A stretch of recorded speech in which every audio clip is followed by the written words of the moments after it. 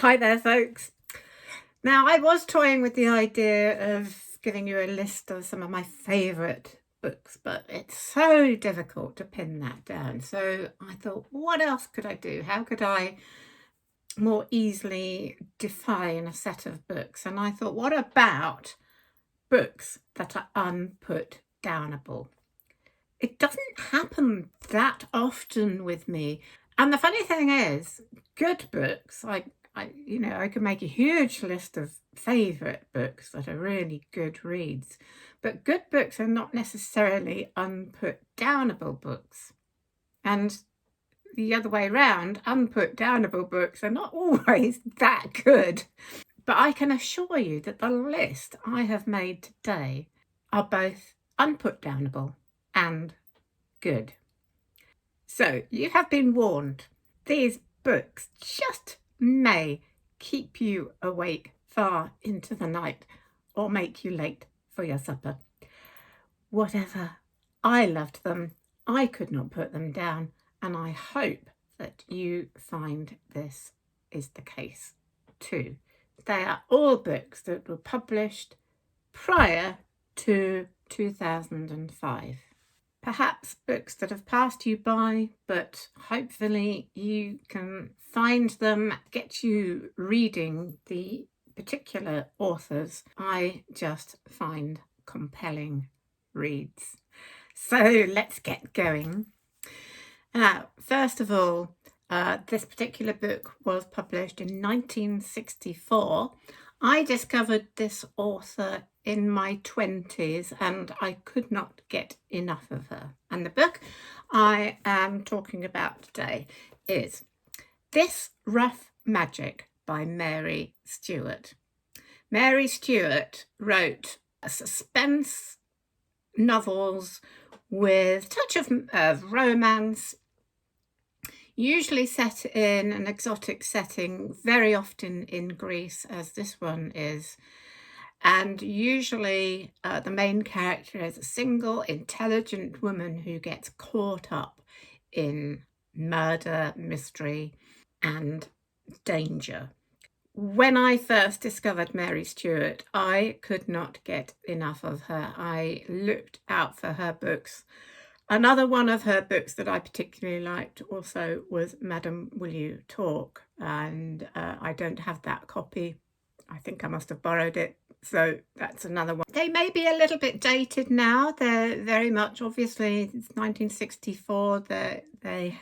There's a kind of different viewpoint, different set of social mores, etc. But I find they are still compelling reading. This Rough Magic is about a woman, Lucy Waring, who goes to stay in a place in Corfu owned by a famous actor, and she finds some strange things going on and she becomes involved. And just to give you a flavour, there's a quote on the back of the book. Clasping the package to me with both hands, I clambered carefully out of the sloop. At the same instant as I gained the platform, I saw the movement on the path outside the window. Only a shadow, but as before, there was no mistaking the way he moved. No light, no nothing. But here he was, just above the boathouse, and coming fast. And here was I, stuck with my arms full of his precious package, for which he had almost certainly tried to do double murder. And I couldn't get out of the place if I tried. Yeah, I can remember reading Mary Stewart and just that thing where you just think, oh, just another chapter, just another page. She is not just a sort of suspenseful, romanced writer. Her descriptions are wonderful. Her descriptions of the settings, you get the feel of where you are in Greece. There are always literary references. This Rough Magic is a quote from Shakespeare's The Tempest, and there are kind of connections with that play, and she gives quotes at the head of each chapter from that play. So if you've not read Mary Stuart and you would like to read some highly suspenseful novels set in exotic settings with a touch of romance as well, and I highly recommend getting to know Mary Stuart. Now, a writer who is best known for a series of books that were turned into a much loved television series twice is Winston Graham. And as you probably know, he wrote the Poldark books that have been serialized twice on television. But Winston Graham did not just write Poldark, he wrote lots of other books, some of them historical and others not historical. And this is one of the non-historical ones. Now, I only have this old hardback copy without its cover, but it is The Walking Stick by Winston Graham. Now, if you've not read Winston Graham's other books, then I really strongly recommend that you do so. He was just an absolutely wonderful writer. He did not just write in one style or one genre. This is a thriller. It was published in 1967. So again, it is a little dated in some respects. It's about a woman who is disabled because she has a withered leg due to having polio in childhood, and so she walks with a walking stick. It's set in London, and she falls in love with a man who seems to fall in love with her. She doesn't quite know why he would fall in love with her withered leg. And the suggestion that it might be difficult for somebody to fall in love with someone disabled is why it does seem a little dated. But, you know, in the 1960s, that did seem like a more difficult thing. But of course, why shouldn't somebody fall in love with a disabled woman? The trouble is, in this plot, is that you will find that the man she falls in love with has other motivations. She is drawn into London's seedy underworld by this man. I can't say too much more because it's a fairly quick read, and you know, if you say too much, then there's going to be spoilers. And although you can kind of see what's going to happen, there is a lot of suspense and danger. And I remember reading it, and a lot of it is set in a part of London I knew really, really well at the time. I was working in a theatre box office in the West End of London, and a lot of it was set around there. I can remember really not being able to put this down at certain parts in it, and I absolutely loved it, and it got me reading. I'd read the Poldark books, and this got me reading Winston Graham's other books. So yes, if you are interested in seeing more of what Winston Graham can do, and if you'd like something quite suspenseful, then The Walking Stick is a good place to start. But he also wrote lots of other good historical novels as well. Now, a writer who is very well known for her psychological thrillers is Patricia Highsmith. And this is one I read many years ago. It's Those Who Walk Away. And it was published again in 1967. I read this a very long time ago, but I can very much remember the atmosphere in many of the chapters that really kept me reading. The plot is about a man called Ray whose new wife has just committed suicide, and his father-in-law blames him for her death. And although he is able to convince the police that he was not guilty of her death, the father-in-law continues to hound him. And much of it is set in the streets of Venice.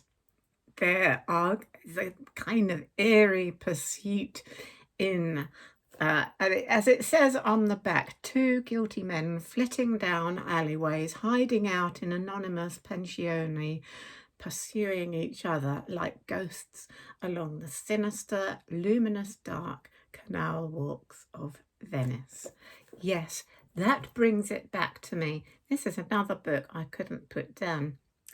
Some people I've seen on Goodreads, some people don't like it as much as her other books, but I really loved this. I haven't read many of her other books. I know I have, but I don't have copies, but she is compelling reading. So Tilly has arrived.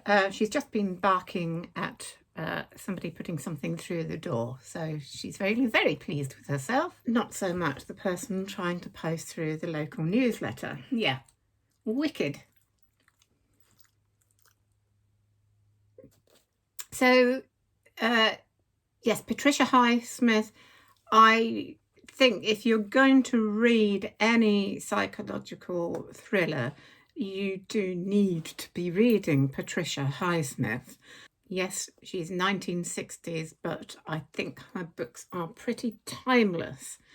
So definitely books that are very difficult to put down. Now, coming into the 1980s now, and I discovered this writer probably in about the early 90s, and I loved her books set in the Church of England, and it's Susan Howatch, and this one is Glittering Images. Susan Howatch wrote a series of books about the clergy, and you really don't have to be religious to enjoy these books because they are very much about corruption, deception, and questions around spirituality in the church setting.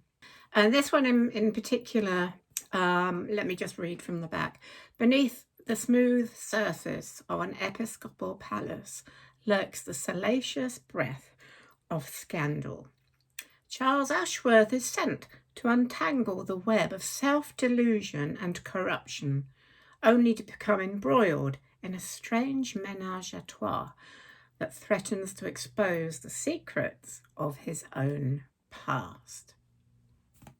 They are highly dramatic, very, very psychological, very intelligent.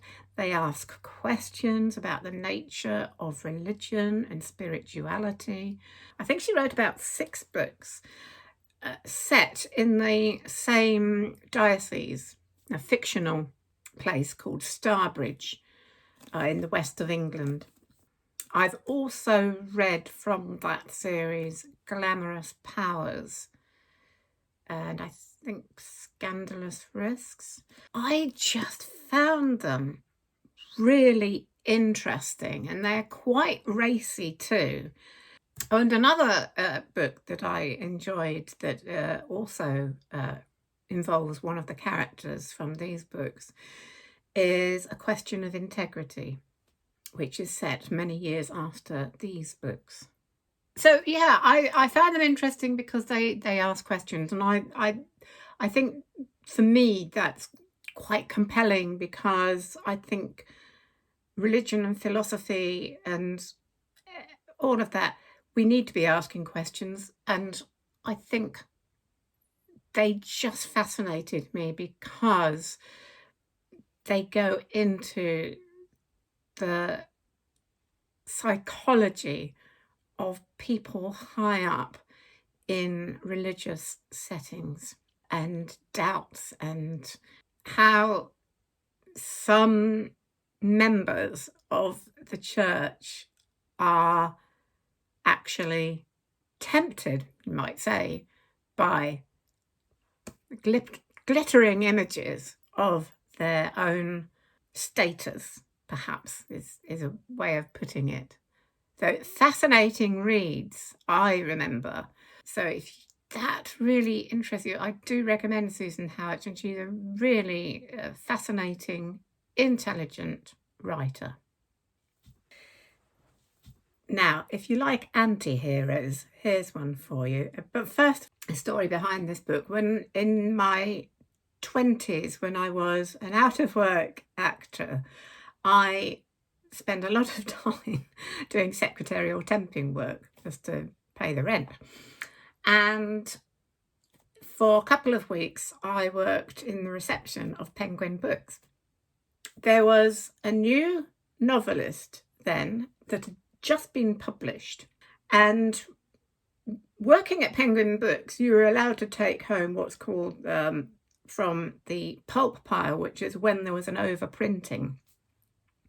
And these were just books left over from the overprinting. And I took home this.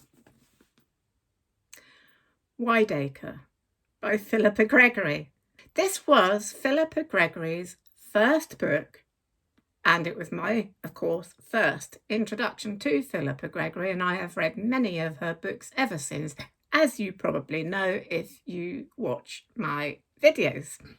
I have only read this once. I could not put it down, but I have to admit I'm kind of reluctant to read it again, because Philippa Gregory was very young when she wrote this. I was very young when I read it. I have a feeling that I may have matured a bit and may not enjoy it as much as I did in my 20s. She may have matured a bit too, I think her more recent novels are written with a lot more maturity, but all the same, I had to include this in my book of unputdownable books because I couldn't put it down, and she is a good writer. Wideacre is about a woman in the 18th century who has grown it up in a home that she absolutely loves. But of course, when her father dies, she has no right of inheritance, and it goes to her brother. I just read this sentence from the back. Corrupted by a world that mistreats women, she sets out to corrupt others. Basically, this woman stops at nothing to achieve this ancestral home. She is wicked. It's got crime, it's got love, it's got passion, and it has incest. Now, in my 20s, I probably couldn't get enough of that kind of writing.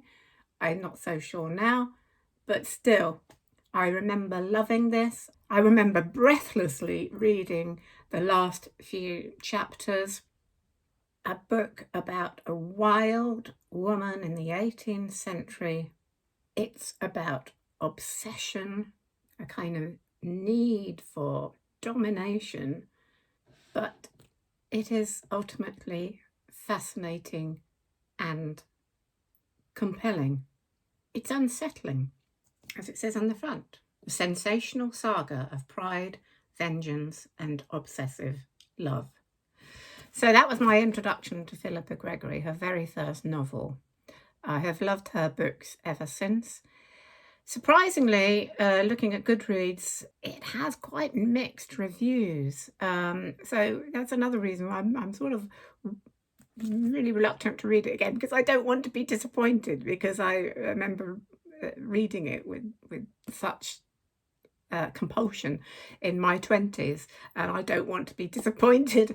But perhaps, you might, if you like Philippa Gregory but you've not read her early stuff, you might just want to try this and see what you think, and see if you agree with me that it was a highly compelling Disturbing, yes, but compelling and exciting and very, very racy. And finally, coming into the 21st century, this was my introduction to a writer who I have read many books of since. I just find him an extraordinarily unputdownable psychological thriller writer. And my first book I read of his was A Special Relationship, and it's Douglas Kennedy. Douglas Kennedy is an American writer who writes psychological thrillers, and he puts his main characters through it. He has plots where he just piles on disaster after disaster, and you just want to keep turning the pages to find out when things are going to get better. Because you know that they will eventually, and that's what makes them compelling. And things get so bad that when the end comes, it's extraordinarily satisfying. Now, this was the first one I read of his, and it's set mainly actually in London, and it's about a highly intelligent, ambitious woman, a journalist who meets a man when they're both on assignment in Cairo. They have a very passionate romance. They get married. They come back to London, and she finds that she's pregnant.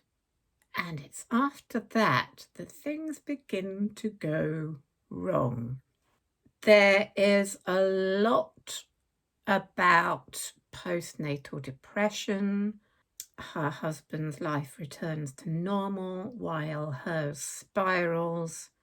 Then he begins to turn against her and starts legal proceedings to gain custody.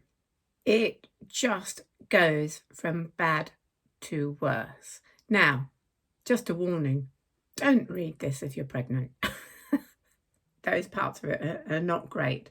But the terrible, terrible breakdown in this relationship, and then the fact that he actually turns on her is just, it's awful, but it's so compelling. You just want to keep reading. You cannot stop reading because you just want to find out how on earth she manages to eventually turn the tables. So once I'd read this, I looked out for other Douglas Kennedy books. Other books I've read by him are The Big Picture, that's a good one. The Pursuit of Happiness. State of the Union, that's a very good one. The Woman on the Fifth, Leaving the World, 5 Days, etc. I introduced my best friend to these books, and she can't stop reading them either. So yeah, if you like psychological thrillers, I really highly recommend Douglas Kennedy. I think he is an amazing writer of books that are almost impossible to put down. So that is my list for now.